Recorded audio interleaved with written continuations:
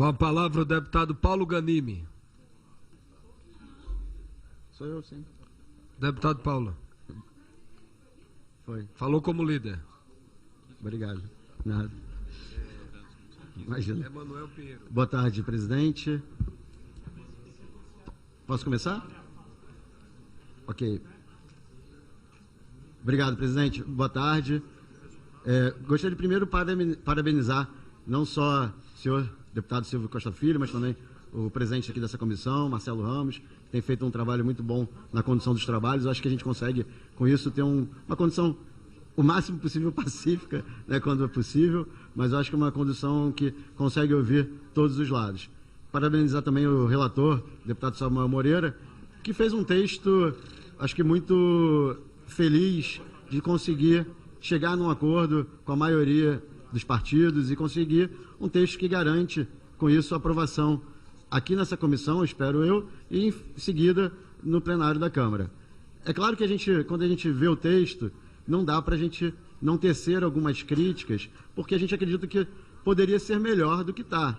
Eu entendo a dificuldade que o relator teve para chegar num texto que conseguisse agregar as ideias e posições diferentes, mas a gente espera que aqui ainda, nessa comissão, e aí não é uma crítica ao relator, que fez o seu trabalho da melhor forma possível, mas sim a nós parlamentares, que a gente consiga, ao longo dessa semana e também da próxima semana, e ainda assim no plenário da Câmara, melhorar ainda mais esse texto. Que a gente consiga talvez até voltar com alguns itens que o relator necessitou retirar para conseguir chegar nesse acordo, porque a gente entende que o texto original ele era melhor do que o texto que a gente tem aqui hoje. Mais uma vez, não é uma crítica ao relator, mas sim uma crítica ao nosso trabalho aqui, que a gente precisa, sim, que chegue num acordo, mas chegue também num acordo que garanta aquele impacto fiscal tão falado de cerca de 1 trilhão e também que a gente garanta uma previdência nova para as futuras gerações. E aí quando a gente ouve alguns deputados de oposição criticando a capitalização, falando que isso reduz ou retira a garantia da previdência para as futuras gerações, até para a gente mesmo, é ao contrário, gente. É ao contrário. É só a capitalização que vai garantir a previdência para as futuras gerações. A gente não pode esquecer que a situação, a característica demográfica da população brasileira está mudando. A população está cada vez mais velha, o que é muito bom, graças aos avanços tecnológicos. Temos cada vez menos crianças. Então, é insustentável que a gente continue com esse pacto intergeracional que garante que as gerações atuais banquem aqueles que estão aposentados. Uma hora isso não vai ser mais sustentável e já não está sendo mais. Então, o modelo de capitalização, que é tão demonizado por aqueles que ou não entendem o modelo, ou tentam, como aqui foi falado, garantir uma base política eleitoral, ele é sim muito bom para o Brasil. É ele que vai garantir a previdência para as futuras gerações. É claro, eu entendo também a crítica daqueles que são contrários, que a gente ainda não conhece esse modelo de capitalização. E eu acho que isso seria interessante, a gente ter um modelo para discutir com mais detalhe. Mas eu entendo também a estratégia que foi feita pelo governo de separar a discussão, a gente debater aqui nessa comissão, aqui nessa PEC, a possibilidade de um modelo de capitalização e no futuro a gente discute que modelo é esse. E a gente conseguir, então, aprovar o modelo que é ideal e que vai entender, sim, as visões diferentes de cada um. O que não dá mais é para falar que o modelo de capitalização é ruim. Ele não é ruim. É claro, eu entendo também o argumento daqueles que tem gente que não vai conseguir ter a sua aposentadoria caso a gente entre no modelo de capitalização. A gente precisa, sim, ter um colchão, ter uma assistência, e aí não é previdência, para aqueles que não conseguirem contribuir. Mas isso já é o caso hoje, né? Aqueles que não conseguem contribuir ao longo da sua vida, tem o BPC, a gente tem, sim, como garantir um modelo em que a gente tem a capitalização e tem uma assistência para aqueles que não conseguem contribuir. Então, a capitalização foi muito bem falada aqui pelo deputado Márcio, né, do PSL do Rio, que ele não só tem efeito na Previdência, mas tem um efeito econômico muito importante. na melhoria dos juros do crédito no Brasil. Porque, como foi também bem falado pelo Alexandre Frota, é uma poupança garantida. E o Brasil tem uma taxa de poupança muito baixa. E é impressionante. Eu sou membro da CFT, da Comissão de Finanças e Tributação, e lá se discute muito o porquê dos juros serem tão altos no Brasil. E quando a gente vem com propostas que garantem, ou pelo menos contribuem para a redução dos juros no Brasil, a gente vê essas mesmas pessoas que tentam atacar ou reduzir os juros de forma forçada, atacarem projetos ou propostas que vão automaticamente reduzir os juros.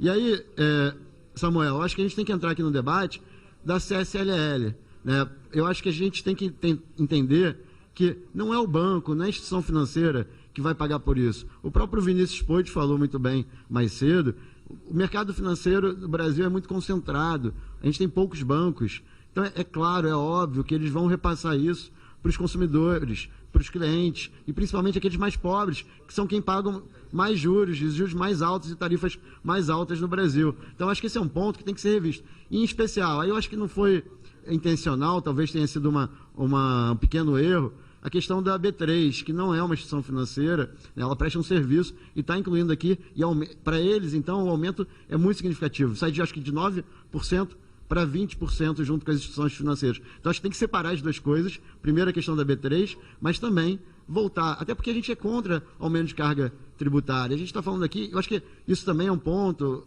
Samuel, que a gente mistura as coisas. Aqui a gente está falando de previdência. Previdência tem que ser garantida pela Previdência. Não é aumentar a carga tributária para compensar uma perda previdenciária. Eu acho que esse ponto tem que ser discutido. Eu acho que é um ponto que não estava, inclusive, no acordo, né? Então, acho que a gente pode aqui debater e voltar ao texto original com relação a isso, compensando com outros ganhos. É claro que a gente tem que garantir 1 trilhão. Então, nossa proposta aqui não é tirar o CSLL e não compensar isso e manter um ganho fiscal menor do que 1 trilhão, mas sim encontrar outras soluções que não sejam aumento de carga tributária ou pelo menos, Samuel, acho que é um ponto também que poderia ser discutido, vamos fazer alguma coisa transitória, que a gente coloque isso, a contribuição da CSLL por um período, mas que isso acabe num período período curto de tempo, para a gente conseguir voltar para uma carga tributária menor, que não impacte os juros tão altos no Brasil. E tem que tomar cuidado também, Samuel, eu acho que tem um ponto ali também,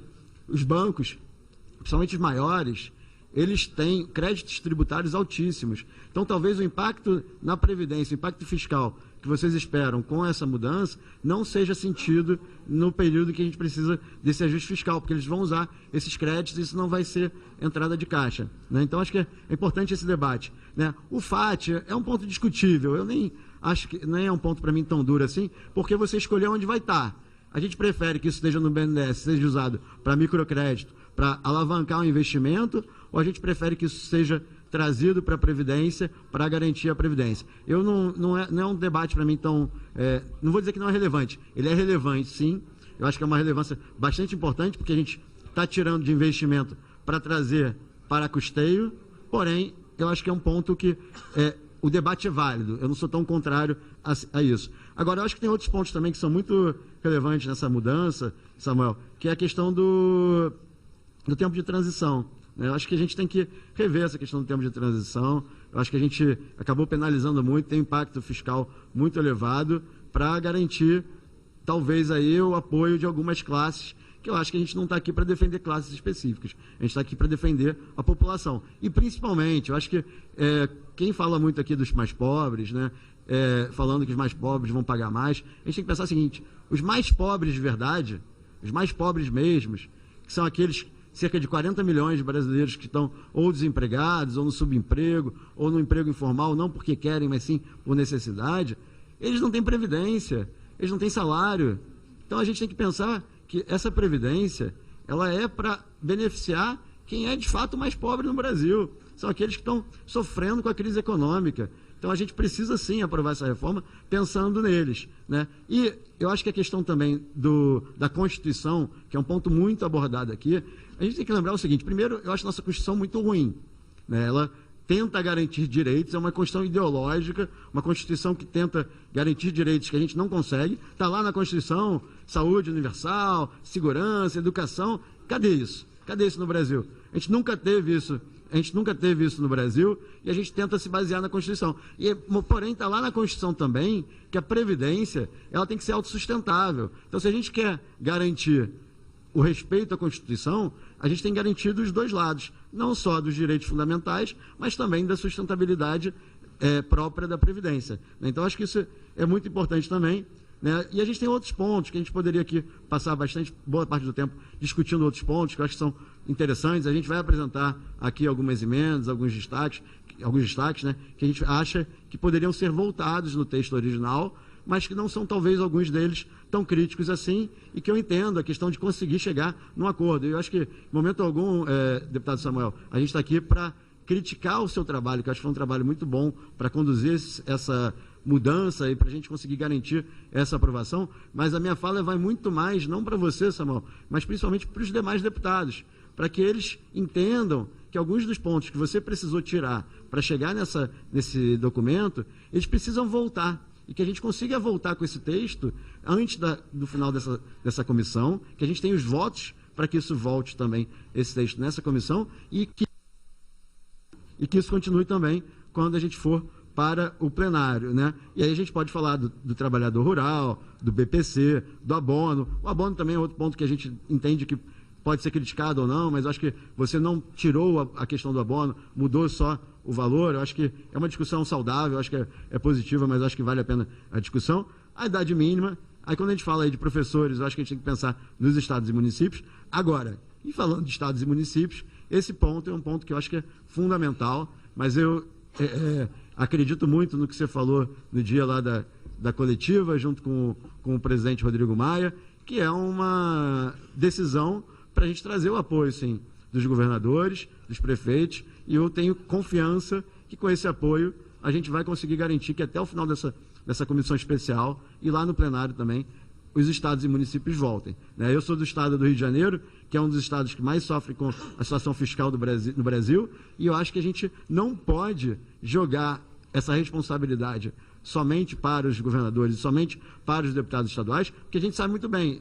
principalmente eu que sou do Rio, que quando eles não conseguem cumprir, eles vêm aqui no governo federal bater na porta para pedir ajuda. E é o caso do Rio de Janeiro, que está num plano de recuperação fiscal, que inclusive não está conseguindo cumprir com tudo aquilo que ele se comprometeu para entrar nesse plano de recuperação fiscal, e a gente vai deixar mais uma vez essa responsabilidade com eles. A probabilidade de eles não conseguirem cumprir, não conseguirem aprovar essa reforma da Previdência nos estados e nos municípios, mas principalmente nos estados, é muito grande. Então eu quero que a gente traga essa responsabilidade para a gente, que a gente tenha coragem de aprovar aqui nessa Câmara essa reforma da Previdência com os estados e municípios. É nosso papel também fazer isso. A gente foi eleito para liderar o Brasil para uma mudança. A gente está aqui para isso. Todos nós temos que ter coragem de votar aquilo que não é necessariamente popular, mas que a gente entende que é bom para o Brasil, que é bom para os nossos estados, para os nossos municípios, e essa reforma da Previdência é esse caso. Não só a aplicação automática dos estados e municípios, mas também uma reforma da Previdência robusta,